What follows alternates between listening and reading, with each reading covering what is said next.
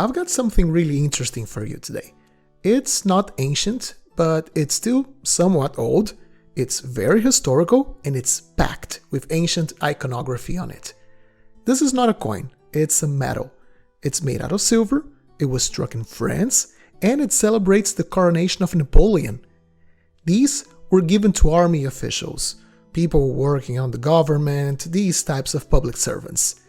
There were also tiny little versions of this medal meant to be thrown by the handfuls to the crowds outside the Cathedral of Notre Dame to celebrate the coronation. Why am I showing you such a modern item? This was made in 1804, compared to what we typically see here. It's like this was made yesterday. You see, Napoleon loved using ancient iconography on his propaganda.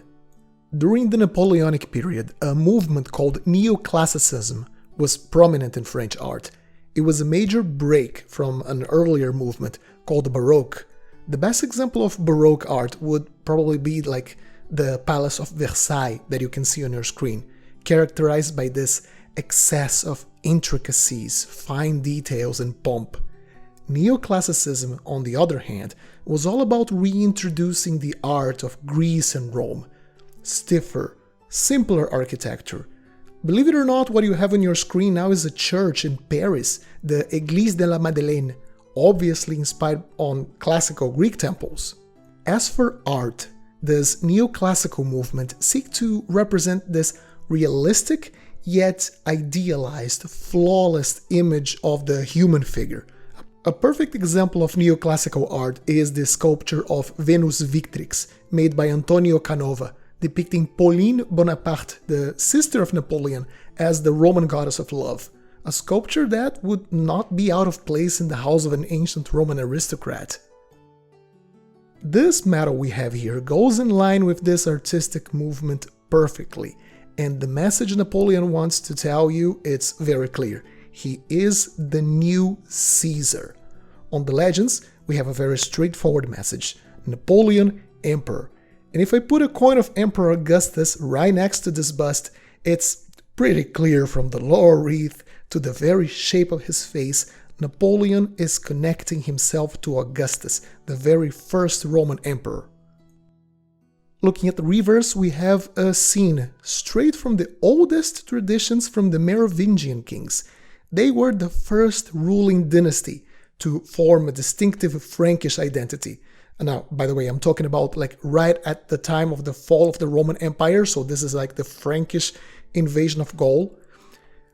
So these people would eventually evolve into the national concept of France and the French people. The Merovingians were really the very first people to introduce this idea to the region. So here we have two men, one representing the Senate and another representing the people, and they raise Napoleon on a shield. This was an old tradition from the Franks when they elected a new king. Notice, however, that Napoleon still shows Roman symbols here as well, in particular the scepter with an eagle at its tip he's holding, a very Roman symbol of authority. To the left of the incarnation of the state, we have an open book. This is the Napoleonic Code, the civil code introduced by Napoleon that up to this day heavily influences the constitution of European countries. To the right of the figure on the right, the people, we have a hoe, a shovel, a farming tool, the symbol of the right of the French people to work their land. At the lower part of the design, we see year 13. This was a dating system established after the French Revolution that seek to replace the Gregorian calendar established by the Catholic Church. What a wonderful piece of history, and since I just came back from watching the new movie on Napoleon, I thought it was an interesting idea to show you that little piece of history. The movie was okay, but this medal was just great. So what about you? Have you got a coin of Napoleon? Let us know in the comment section down below. I hope you enjoyed this little video, happy collecting, and I'll see you soon.